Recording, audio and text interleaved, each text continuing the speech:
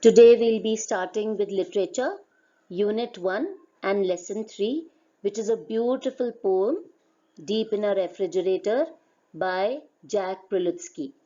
Now before we move on to the poem, I would like to share some information about the poet, Jack Prelutsky. Jack Prelutsky, he writes poems for children and adults alike. And he was born in 1940 in Bronx, but presently he lives in Washington. Now, when you read the poem, you will come to know that the poem consists of humor and imagery. Now, what is imagery? This is something new that you are getting to learn. Imagery is the element in a poem that sparks off the senses. It means to create images with the help of words. Now the image can be related to sight, hearing, touch, taste and smell. I will tell you more about it when we come across this particular element in the poem. Now let's get going. Now as the title of the poem says, Deep in a Refrigerator, this poem is definitely about refrigerator. Now, I would like to ask you a question. Have you ever wondered what happens to the food which is left over? Yes, most of you must be knowing the answer. It is put in a container and stuffed inside the refrigerator. Now, I will tell you one thing. Mothers across the world are always struggling with this question, when to let go of leftover food which they have stuffed inside the refrigerator. So let's see, and after going through the poem, you will also be able to relate to this poem because all of us see this happening in our house. Now let's start with the poem, the first stanza. Now I would like to tell you about the stanzas here. The poem consists of 3 stanzas. Each stanza consists of 8 lines. Now whenever a stanza is composed of 8 lines, it is called as an octave, which means octave is a stanza consisting of 8 lines. Now as far as the rhyming scheme is concerned, it has a free rhyming scheme. There is no particular pattern followed here. And when we meet, I will tell you more about the rhyming scheme. Now let's get going. I will read the first stanza and I'll explain you. Deep in a refrigerator, there's a special place for food that's been around a while. We keep it just in case. It's probably too old to eat, my mother likes to say. But I don't think it's old enough for me to throw away. So, in a refrigerator, there is a special place.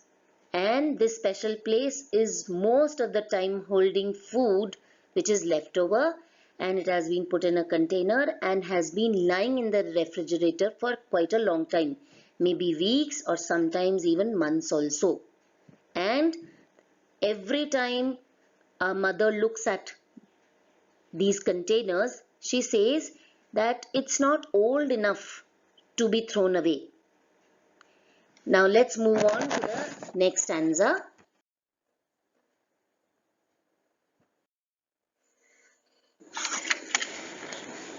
The next stanza goes on like this. It stays there for a month or more to ripen in the cold, and soon we notice fuzzy clumps of multicolored mold. The clumps are larger every day. We notice this as well. But mostly what we notice is a certain special smell.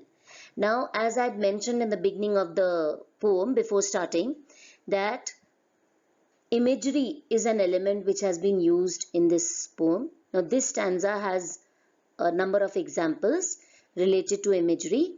Now, the first line is, it stays there for a month or more to ripen in the cold.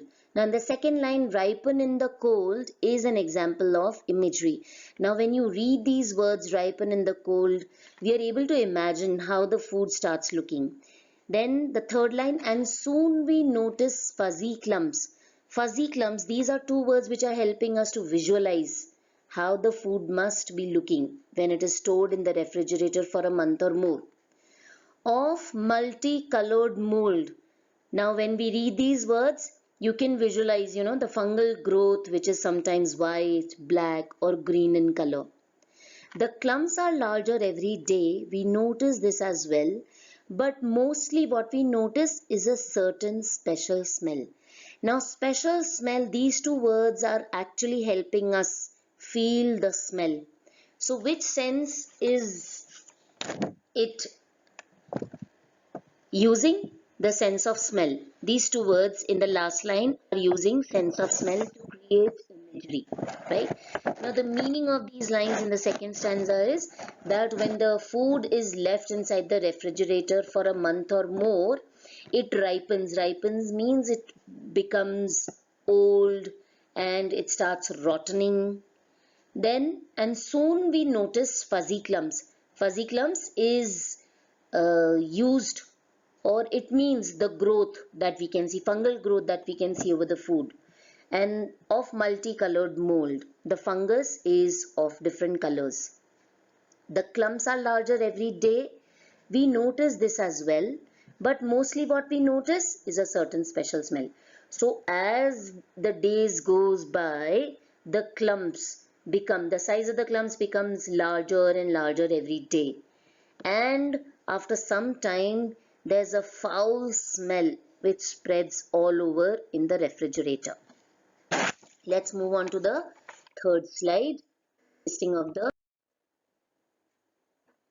Okay, children, this is the last stanza of the poem, and I'm sure after reading this stanza, you will also be able to pick out some examples of imagery which the poet has used. The stanza goes like this. When finally it all becomes a nasty mass of slime, my mother takes it out and says, apparently it's time. She dumps it in the garbage can, though not without regret, then fills the space with other food that's not so ancient yet. So now, in this stanza, the poet is trying to tell us that after the food has developed slime in it, it becomes slimy to touch. That's when the mother or his mother decides to throw away the food in the garbage can. And when she throws, or while she's throwing the food in the garbage can, even then she is regretting why she has to throw the food in the garbage can. Then the space that has been emptied, the empty space in the refrigerator, is again filled in with a container containing food which is not so ancient yet. Not so ancient yet means which is not too old to be thrown away. So now as you can see, line number 2 contains or consists of an example of imagery, that is nasty mass of slime. Now after you read these words, you